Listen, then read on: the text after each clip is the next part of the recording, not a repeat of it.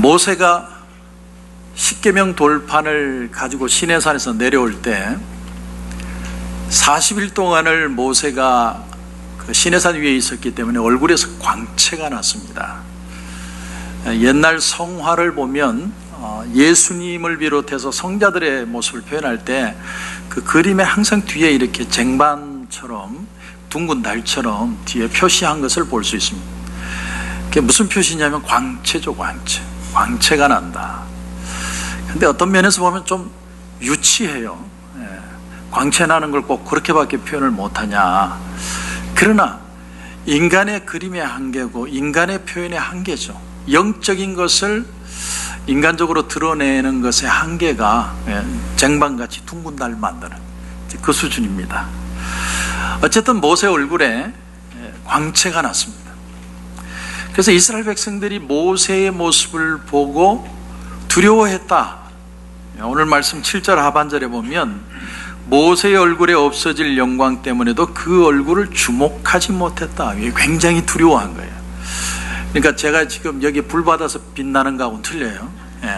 정말 빛이 난 거예요. 너무너무 두려워가지고 그래서 모세가 어떻게 했냐면 수건을 썼습니다. 수건.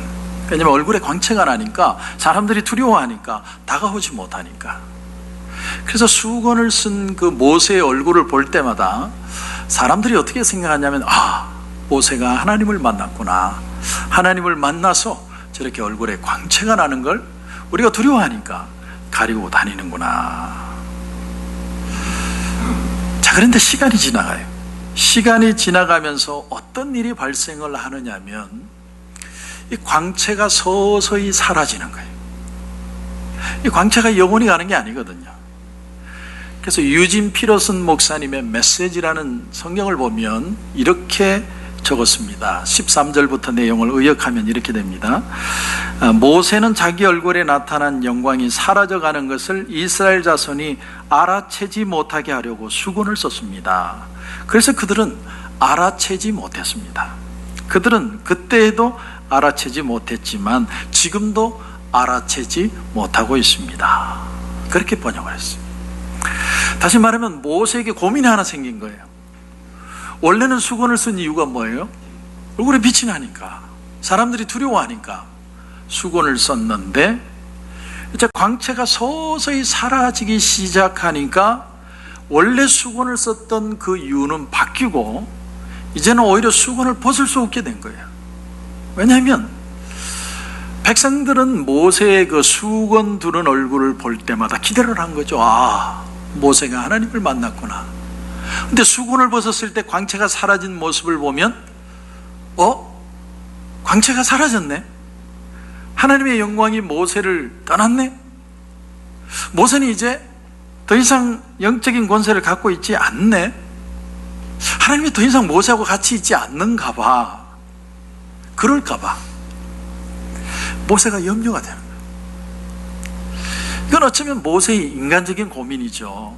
왜냐하면 그 광채는 하나님을 만났기 때문에 나는 것이고 또 내 속에서 어떤 걸 드러내는 광채가 아니거든요. 그러나 사실 이것은 또 어떤 면에서 보면 백성들에게도 문제가 있는 거예요. 왜 백성들이 그걸 이해를 못하느냐 하는 겁니다. 하나님이 은혜를 주셔야 기쁘고 은혜를 주셔야 역사도 있는 것이지 인간이 대단한 게 아니거든요. 그 광채라는 것이 무슨 모세가 위대하기 때문에 그런 것도 아니고 모세 속에 무슨 능력이 있어서 드러나는 것도 아니고 모세가 하나님과 함께 있었다는 이유 하나만으로 하나님의 영광의 기운이 묻어서 나는 건데 왜 백성들은 영적인 지도자가 한 번 능력을 행하든 어떤 은혜를 경험하면 늘 그래야 된다고 생각합니다. 그래서 뭔가 지도자는 자기들과 뭔가 다를 것이라고 생각하고 그걸 요구하고 그렇지 않으면 시험이 드느냐. 다 같은 인간인데 이건 백성들에게 문제가 있는 거예요. 백성들이 지도자는 자기와는 뭔가 다른 특별한 존재라고 생각을 하고 제가 화장실 가는 것도 이상하게 생각하고 그런 걸 자꾸 요구하다 보니까 지도자도 지도력이 효험이 있기 위해서는 자기의 실제 모습하고는 다르게 더 영적이고 더 거룩하고 더 특별한 모습을 사람들에게 보여야 된다는 부담감을 가질 수밖에 없어요. 이제 모세는 오히려 한때 그의 얼굴에 영광이 비쳤다는 사실이 오히려 부담으로 다가오기 시작했어요. 차라리 그 일이 없었으면 좋았을 텐데, 그의 얼굴에 한때 광채가 났다는 사실이 이제 그걸 유지하지 않으면 백성들이 시험 들 것 같아요. 모세가 언제 수건을 벗었을까, 아니면 죽을 때까지 수건을 둘렀을까 우리는 알 수 없지만 모세의 평생 고민. 연예인들이요, 인기가 절정일 때 가장 두려워한다. 왜냐하면 그때부터는 떨어지는 것밖에 없어요. 그래서 최근에 이효리라는 한국 가수가 컴백을 했는데, 컴백을 하기 전에 많은 연예 프로그램에 출연을 해서 막 이렇게 요가도 보여주고, 또 효린의 민박 그래가지고 자기 집을 한 번도 오픈한 적이 없는데 자기 집을 오픈해가지고 자기 집 사는 것도 보여주고, 그 이상순이라는 남자와 사는 모습도 보여주고, 별의별 걸 다 보여주고 노래로 컴백을 했는데 노래가 그만 50위 밖으로 밀려났어요. 이 이효리가 사라졌어요. 어디로 간지 모르. 그러니까 인기에 대한 그리움으로 다시 컴백을 했는데 사람들은 그걸 몰라요. 그리고 요즘 사람들은요, 2, 3년만 어디 사라졌다가 나타나면 쟤 누구니? 사람들이 몰라본대. 모세도 자기 얼굴에 한때 광채가 있었습니다. 그게 좋았는데, 그때는 너무 기쁘고 참 무언가 모를 하나님의 은혜였는데, 그 광채가 지속될 수 있는 것이 아니라면 이제는 부담이 돼가지고 이걸 사람들에게 본의 아니게 숨기고 다닐 수밖에 없는 그런 부담감. 여러분 그거 이해하시겠습니까? 모세가 그 사실을 처음부터 알았는지 아닌지는 모르겠어요. 여러분, 훌륭한 그림을 그리는 그런 유명한 화가의 그림을 보면요, 잠시 동안은 자기도 그런 비슷한 그림을 그려요. 자기도 그림을 좀 제법 그려요. 근데 곧 사라져요. 왜냐하면 그건 그 화가에게 어떤 영향을 받은 일순간의 부분이기 때문에. 우리가 어떤 굉장히 피아노를 잘 치는 어떤 그 연주자의 음악을 들으면, 그 음악을 듣고 나서 내가 연주를 하면요, 나도 잘해요. 어느 정도는 잘합니다. 왜냐하면 그 천재 연주가의 그 천재성의 기운이 약간 나에게 오는 것 같아서. 근데 그것도 다 사라져요. 그러니까 모든 게 다 일시적입니다. 일시적. 그러니까 여러분, 매일같이 변함없이 하나님의 말씀을 읽고 묵상하고 말씀을 듣는 것이 축복인 줄 믿으시기 바랍니다. 그게 얼마나 귀한지 몰라요. 내 삶에 꾸준한 것만 진짜예요. 마찬가지로 모세가 자기 속에 자기 얼굴에 광채가 날 만한 게 없어요. 모든 선물은 어디서부터 와요? 어디서부터 옵니까? 모르세요? 하늘로부터 위로부터 오는 거예요. 하나님이 은혜를 주셔야 내가 은혜가 되는 것이지 사람 속에 선한 게 있는 게 아니에요. 그렇기 때문에 모세 얼굴에 광채가 났던 이유는 그가 하나님의 영광 가운데 40일을 같이 있었기 때문에, 하나님의 영광이 잠시 그에게 묻어와서 그 얼굴에 빛이 났을 뿐이에요. 그렇기 때문에 오늘 말씀이 우선 우리에게 주는 도전이 뭐냐? 여러분 14절 보십시오. 보시면, 그러나 그들의 마음이 완고하여 오늘까지도 구약을 읽을 때에 그 수건이 벗겨지지 않는다, 이렇게 표현합니다. 모세만 수건을 쓴 게 아니고 이스라엘 백성들도 수건을 썼대요. 여러분, 이건 모순이죠. 이스라엘 백성들이 무슨 수건을 썼어요? 그런데 모세가 수건을 쓰고 자기의 모습을 감추니까 그 두려움과 염려가 이스라엘 백성들의 똑같은 꼬집과 오해와 편견의 모습으로 남아있다, 영향을 줬다는 거예요. 여러분, 내가 두려워하고 편견을 가지고 있는 건 다른 사람에게도 영향을 끼쳐요. 내가 자유하지 못하면 내 주변에 있는 사람들이 자유할 수가 없어요. 그러므로 오늘 말씀이 우리에게 주는 진정한 해결법이 뭐냐? 여러분 16절 보십시오. 16절 보시면 그러나 언제든지 주께로 돌아가면 그 수건이 어떻게 된다고 그래요? 벗겨지리라. 주는 영이시니 주의 영이 계신 곳에는 뭐가 있어요? 자유가 있느니라. 할렐루야. 이 자유, 주의 영이 함께하는 자유, 이게 놀라운 거예요. 이게 우리 그리스도의 기독교의 가장 중요한 은혜 중에 하나예요. 주의 영이란, 주가 영이라는 표현은 성경 중에 여기에 딱 한 번 나와요. 근데 원문을 보면 여기 한 구절이 더 들어가 있어요. 주가 지금 영이다. 주님이 지금 영이래요. 여러분, 주님이 왜 영인가? 여러분, 이건 대단한 기독론입니다. 대단한 기독론. 주님은 지금 어디 계세요? 예수님 어디 계십니까? 모르시는 거예요? 대답하기 싫어요? 주님은 지금 하나님 보좌 우편에 있어요. 신령한 부활체가 되셨기 때문에 누구 속에 들어갈 수 없어요. 그게 기독교의 원리예요. 그러면 우리 속에 주의 영이 있다는 말, 예수 그리스도가 살아계신다는 말이 무슨 말이냐? 우리 속에 누가 계세요? 성령님. 성령이 끊임없이 예수 그리스도를 생각나게 하기 때문에 주의 영이 우리 속에 계심으로 예수가 우리 속에 계시다고 말하는 거예요. 근데 사람들은 어떻습니까?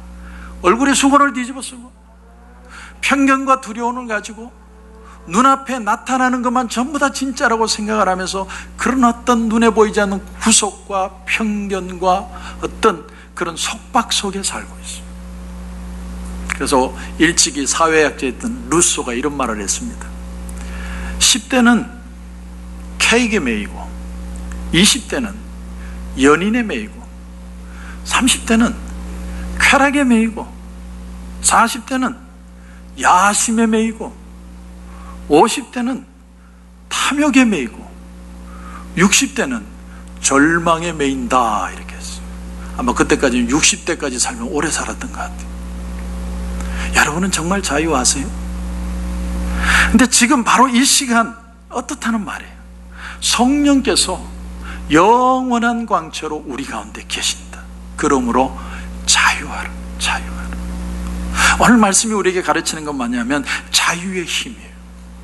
우리의 마음의 두려움과 편견과 염려와 걱정과 불신앙으로부터 이제는 자유해야 돼요. 누구를 통해서? 주의 영을 통해서, 예수 그리스도의 은혜를 통해서. 그래서 우리가 예수를 믿는 겁니다. 그렇기 때문에 예수 믿는 사람은 도움을 받는 입장만 있을 수가 없어요.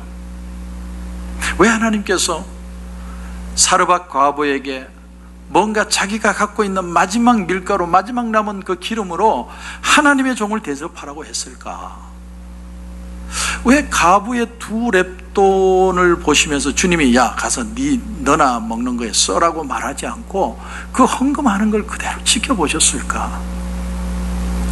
왜 예수님은 보리떡 5개와 물고기 2마리 겨우 아이 도시락 하나 그것조차도 주님께 드리게 함으로 5,000명을 먹이는 기적을 일으키게 하신 것일까? 여러분, 하나님은요 당신의 백성 중에 어느 누구도 그저 남에게 도움만을 받는 입장에 있는 걸 원치 않으세요. 이 세상에 어느 누구도 너무 가난하기 때문에 남에게 늘 받아야 된다든지 너무 약하기 때문에 남의 도움을 받아야 된다든지 그런 사람은 없어요. 아주 중요한 원리입니다. 믿음이 없이는 우리가 깨달을 수 없는 거예요. 세상의 철학은 그렇지 않아요. 세상의 철학은요 어떤 사람을 불쌍하다, 가난하다, 도움이 필요하다 딱 정해놓고는 계속 그 사람은 불쌍한 사람, 그 사람이 발전하고 변화되고 극복할 것은 절대로 인정하지 않아요. 어떻게 보면 그건 너무나 인본적이고 너무나 그 당사자를 모독하는 거예요. 사람은 발전할 수 있어요. 이 세상의 어느 민족도 어느 나라도 너무 가난해가지고 남의 도움을 늘 받아야만 되는 그런 나라는 없습니다. 그런 생각은 도움이 안 돼요. 그런 생각을 심어주는 게 인본주의. 믿음의 원리는 지극히 작은 것이라도 심으라는 거예요. 우리가 선교지에 교회를 세우는 것도 무조건 다 퍼주는 게 아니에요. 우리가 도와줄 수 있는 부분이 있고 그들이 스스로 일어서야 될 몫이 있어요. 그냥 다 퍼주는 게 선교가 아닙니다. 스스로 일어날 능력이 있어서 그들도 누군가를 도울 수 있는 자로 바뀌는 것을 기도하는 거예요. 겨자씨라도 심어라. 심으면 큰 나무가 될 수 있다. 지극히 작은 것이라도 베풀어라. 그러면 30배, 60배, 100배로 갚아주리라. 풍성해지고 가난을 극복하고 자신의 능력의 한계를 극복하는 것은 그것을 심고 그것을 베풀고 그것을 나누어 줄 때 일어날 수 있는 축복이라는 거예요. 이방의 사르밧 과부를 엘리야 선지자가 찾아갔을 때 자기가 원해 찾아간 건 아니죠. 하나님의 인도를 받아서 가다 보니까 자기를 공개하기 위해서 준비된 사람이요, 가장 가난한 사람이었어요. 집에 땔감이 없어서 길거리에 나가서 나뭇가지를 주워서 와서 땔감으로 써야만 하는 사람. 그러나 그 땔감으로도 마지막 한 움큼 남은 밀가루와 기름을 가지고 먹고 자기 아들하고 막 죽으려고 하는 여자.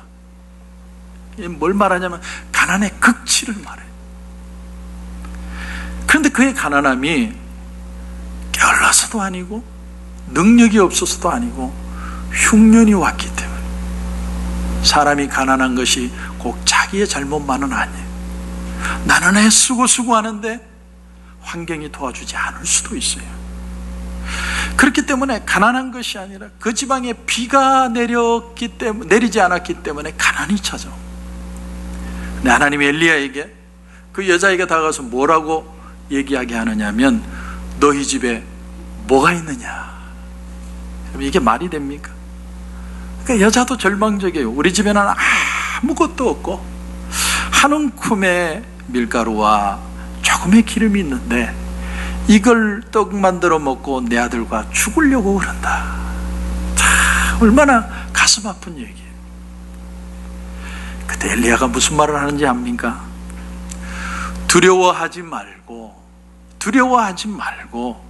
가서 네 말대로 하려니와 먼저 그것으로 나를 위하여, 떡 하나 만들 정도밖에 안 되는데 작은 떡 한 개를 만들어 내게로 가져오고 그 후에 너와 내 아들을 위하여 만들어라.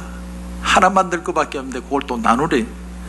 이스라엘의 하나님 여호와의 말씀이 나 여호와가 비를 지면에 내리는 날까지 그 통에 가루가 떨어지지 아니하고 그 병에 기름이 없어지지 아니하리라. 여러분, 이것은 남자가 말하기에는 정말로 힘든 일이에요. 어떤 남자가 이제 이거 먹고 죽으려는 여자에게 그거 나한테 좀 주고 그 다음에 당신 먹고 죽으시고, 그렇게 말할 수 있는 사람, 그런 사람이 어디 있겠어요? 그러나 지금 엘리야는 자기의 배를 채우기 위해서 말하는 게 아니에요. 그 과부가 그 아들과 살아나기 위한 방법, 그 과부와 그 아들이 하나님의 능력을 체험하는 것을 보여주기 위해서, 믿음의 능력이 무엇인가를 보여주기 위해서 자기의 자존심도 무릅쓰고 그 여인에게 말하는 거예요. 그런데 그래도 순종을 했더니 어떤 일이 일어나요? 정말로 다시 비가 올 때까지, 이게 중요합니다. 비가 오면 그게 그치는 거예요. 비가 오지 않는 가뭄의 기간 동안은 그 가루가 끊어지지 않고 기름이 끊어지지 않도록 하나님이 축복해 주셨어요. 그러나 비가 올 때는 끝나는 거예요. 하나님의 은혜가 우리와 함께 하신다는 걸 보여주는 거예요. 비록 이방 여인일지라도 하나님은 그녀를 외면하지 않으십니다. 그리고 우리가 일어설 수 있는 부분을 하나님께서는 우리가 일어서야 된다고 얘기합니다. 주는 영이시기 때문에, 내 속에 계시기 때문에 두려워하고 염려하고 불안하고 걱정해하지 말아라. 이 사도 바울의 논리입니다. 오늘 이 수건이 상징하는 게 뭐냐? 수건이 말하는 게 뭐냐? 우리가 신앙생활 하다 보면 우리가 사람들 앞에서 내 실제 모습보다도 더 거룩하고 더 영적이고 더 신령한 사람인 것처럼 행동하고 싶은 그런 유혹이 들 때가 있어요. 실제로 그런 모습을 많이 보여온 사람일수록 더 그런 유혹이 많아요. 모세도 거기서 자유를 못했어요. 모세도 자기의 모습이 거룩해야 된다는 그 어떤 생각에 붙들려 있습니다. 자기 얼굴에 광채가 사라진다는 건 결국은 자기가 실력 없다라는 걸 보여주는 것으로 생각을 한 거예요. 왜 그랬냐면 광채가 있어도 말을 안 듣는데 광채까지라도 없으면 이 사람들이 내 말을 듣겠냐는. 근데 오늘 본문을 이제 좀 더 구체적으로 보면 오늘 말씀이 참 이게 어렵습니다. 논리로는 맞는 얘기인데 말로 글을 적으니까 엄청나게 어려워요. 여러분 10절부터 한번 보세요. 영광되었던 것이 더 큰 영광으로 말미암아 이에 영광될 것이 없으나 없어질 것도 영광으로 말미암았은즉 길이 있을 것은 더욱 영광 가운데 있느니라. What are you talking about? 뭔 말이야 이게? 그러니까 이게 논리로는 맞는데 글로 적으니까 복잡한 거예요. 자, 이게 무슨 얘기냐면 두 가지를 비교하는 겁니다. 어떤 거냐면 모세의 율법과 예수 그리스도의 은혜, 구약 시대와 신약 시대, 율법과 성령, 이걸 지금 계속 비교해 가는 거예요. 그러니까 이 말을 의역해 보면 이렇게 돼요. 그 율법에도 영광이 있었는데 그 율법에도 영광이 있었다면 은혜는 얼마나 영광이 많겠느냐. 또 그 율법은 정죄하는 것인데도 영광이 있었다면 의롭게 하는 것은 얼마나 더 영광이 되겠느냐. 또 그 율법의 영광은 사라지는 영광인데도 그렇게 사람들이 놀랐다면 영원한 영광은 얼마나 큰 것이 되겠느냐. 비교하는 거예요. 비교. 그래서 여러분 7절부터 다시 보면 7절, 돌에 써서 새긴 죽게 하는 율법 조문의 직분도 영광이 있어. 어렵죠. 이 모세의 율법이라는 말은 돌판에 새긴 율법이죠. 모세가 돌판에 새겼습니다. 근데 그게 죽게 하는 율법 조문이라는 말은 레터입니다. 글자입니다. 그러니까 죽게 하는 글자라는 거예요. 죽게 하는 글자는 뜻이 뭐예요? 율법이 사람의 죄를 다 지적하기 때문에 결국은 그 율법의 글에 의해서 사람이 죽는 거예요. 그래서 돌에 써서 새긴 죽게 하는 율법 조문의 직분도 영광이 있어 이스라엘 자손들은 모세의 얼굴에 없어질 영광 때문에도, 여기 없어질 영광이라는 건 사라질 광채를 말해요. 사라질 광채 하나만 봐도 모세가 두려워서 못 봤는데 하물며, 비교하는 겁니다. 하물며 영의 직분은 더욱 영광이 있지 아니하겠느냐. 네, 돌판의 율법의 영광도 영광이 있어서 그것도 영광이라고 하는데 사라질 것도 영광이라 하면서 하물며 성령의 영광이 얼마나 크겠느냐. 그리고 9절에 정죄의 직분도 이렇게 표현합니다. 율법의 역할이 뭐냐면 정죄하는 거죠. 뭐뭐 하지 말아라, 뭐뭐만 해라. 항상 사람을 정죄. 그래서 율법에 매이면 사람이 자유가 없어요. 근데 정죄의 직분도 영광이 있은즉 의의 직분은 영광이 더욱 넘치리라. 여러분, 복음은요, 예수 그리스도의 복음은 정죄하는 게 아니고 의롭다고 칭해주는 거예요. 할렐루야. 예수님이 우리를 의롭다고 칭해줘요. 보면 안 해요. 죄 많고 문제 많고 항상 쓰러지고 그런 사람이지만 의롭다고 칭해주는 거예요. 왜? 예수 그리스도의 보혈로. 그러니까 하나님이 뭘 보느냐? 그 사람을 보는 게 아니라 그 사람을 덮고 있는 예수 그리스도의 보혈을 보는 거예요. 그리고 10절에 영광되었던 것이, 영광되었다는 건 뭐냐면 모세를 말합니다. 그러니까 모세가 더 큰 영광, 더 큰 영광은 예수 그리스도를 말하는 겁니다. 그러니까 모세가 영광되었던 것이 이제 예수 그리스도로 말미암아 이제 더 영광될 것이 없으나, 거기에 비교하면 모세의 영광은 아무것도 아니라는 거죠. 11절에 없어질 것도 영광으로 말미암았은즉, 모세의 얼굴의 광채도 사라질 것이지만 그게 하나님의 영광으로 말미암은 건데, 그것이 길이 있는 이유가 뭐냐면, 그러니까 여기는 없어질 것과 영원히 있을 것을 비교하는 거죠. 바로 모세의 영광은 잠깐이지만 예수 그리스도의 은혜는 영원한 것이다. 그걸 표현하는 거예요. 그러므로 오늘 말씀의 결론이 뭐예요? 여러분 17절 18절 다시 보시면, 주는 영이시니 주의 영이 계신 곳에는 자유가 있느니라.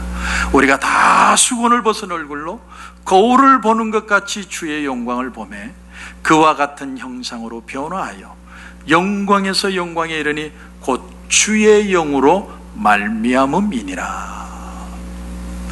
여러분, 신부가 결혼할 때 뭘 씁니까? 뒤집어 쓰는 걸 뭐라고 그러죠? 면사포. 그렇죠? 요즘은 하도 신식이라고 저들끼리 둘이서 그냥 팔짱 끼고 들어오는 애들도 있는데, 원래는 신부가 면사포를 쓰고 두 사람의 팔에 옆에 들러리에 부축을 받고 들어오는 거예요. 그게 원래 결혼의 의미입니다. 그렇게 들어오면 그 면사포를 누가 열어줍니까? 신랑이.